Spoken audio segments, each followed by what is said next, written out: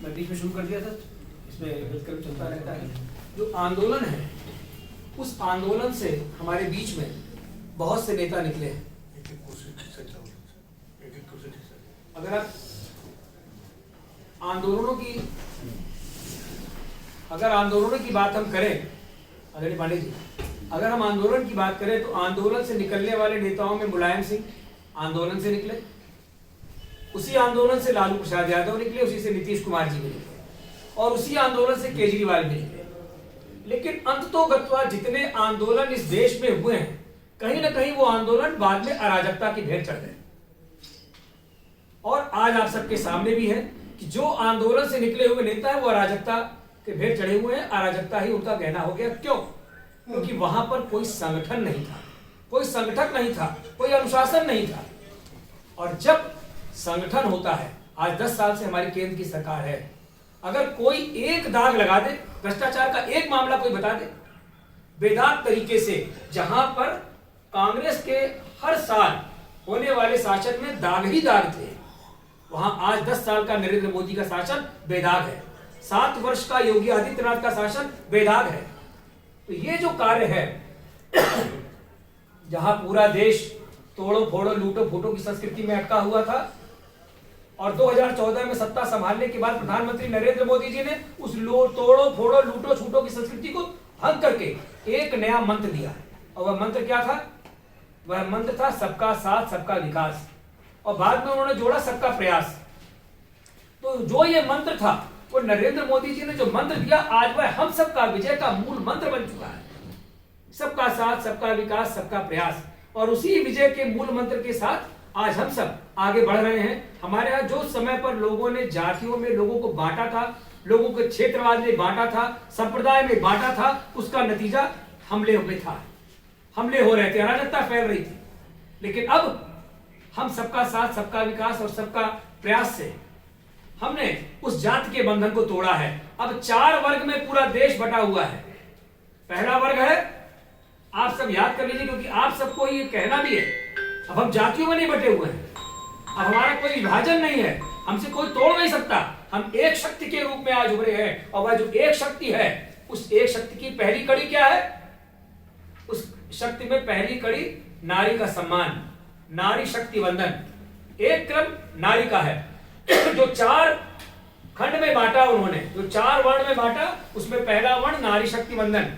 नारी का सम्मान हो, नारी को समाज में अग्रणी भूमिका दी, नारी को जो 40% का आरक्षण लागू किया, जितने आवास दिए जा रहे हैं वह नारी को दिए जा रहे हैं, कुशल गृहिणी को दिया जा रहा है। उन्हें मालूम है कि गृहिणी ही घर को चलाती है।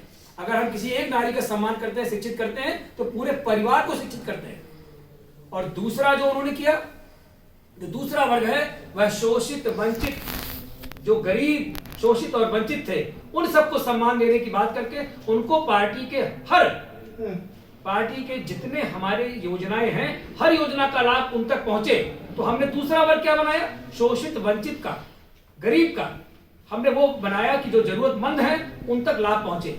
जो अभी दीनदयाल जी पर हमने पुष्पार्चन किया, यही अंत्योदय उनकी योजना थी कि अंत्योदय को आगे बढ़ाने का काम आज प्रधानमंत्री नरेंद्र मोदी कर रहे हैं। शोषित वंचित गरीब किसान तक लाभ पहुंचे। तीसरा वर्ग किसान, अभी हमने सम्मान किया है संत कबीर नगर से आए हुए लाभार्थी का, तो वो किसान वर्ग से है। उनको देखिए किसान सम्मान निधि भी मिल रही है, उनको फसल बीमा योजना भी मिल रही है, उनको जो सिंचाई का भी लाभ मिल रहा है। आने वाले वक्त में मुख्यमंत्री जी ने ऐलान कर दिया सिंचाई के लिए। तो हमने 3 वर्ग, तीसरा वर्ग ये हो गया। और चौथा वर्ग क्या है? चौथा वर्ग है युवा। युवा को हमने चौथे वर्ग में रखा, क्योंकि जहां युवा होगा, यह देश भी युवाओं का है। आज पूरे विश्व में सबसे ज्यादा युवाओं वाला अगर कोई देश है तो वह देश यह भारतवर्ष है, जहां सबसे ज्यादा युवा है। इसीलिए विपक्षी बार बार उसको खंडित करने का काम कर रहे हैं, लेकिन वह भूल जाते हैं कि युवा जो ऊर्जा के रूप में विकसित होकर के काम कर रही है, उसको आगे बढ़ा रही है। और आज इस देश के युवा का जो सम्मान है, उस पर कल मुख्यमंत्री जी ने एक बहुत बड़ी बात बोली है। कल मुख्यमंत्री जी ने कहा कि युवा का अपमान मैं राष्ट्र के अपमान के साथ मानता हूं। अगर युवा का कहीं अपमान होगा, युवा के साथ कोई जो है गैर जिम्मेदाराना हरकत की जाएगी, युवा के साथ कोई छेड़छाड़ होगी, तो उसके विरुद्ध राष्ट्र के द्रोह की तरह मुकदमा कायम करके उसके विरुद्ध कार्रवाई की जाएगी। जहां एक तरफ हम युवा को इतना बड़ा सम्मान दे रहे हैं, वहीं राहुल गांधी जैसा आदमी युवा को नशेड़ी बता रहा है। वो कह रहा है युवा नशेड़ी हो चुका है।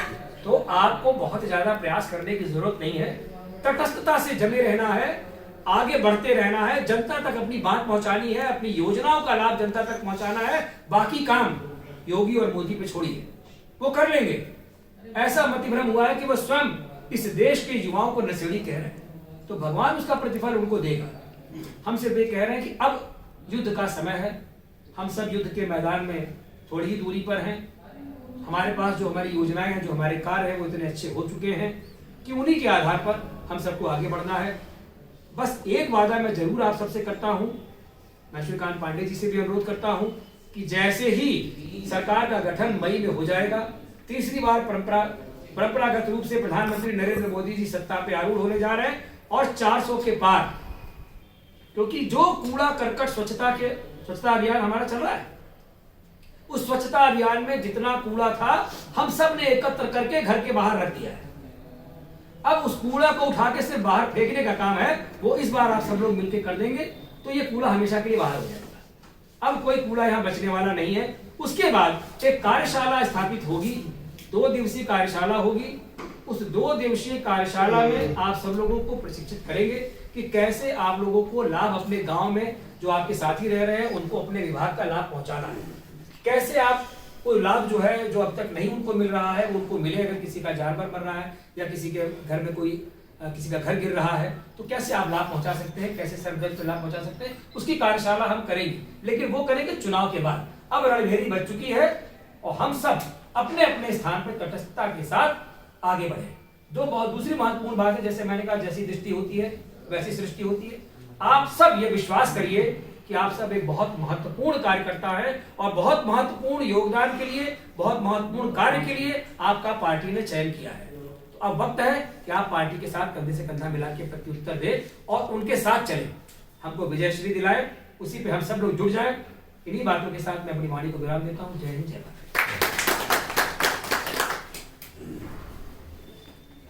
आज की बैठक, कार्यशाला की बैठक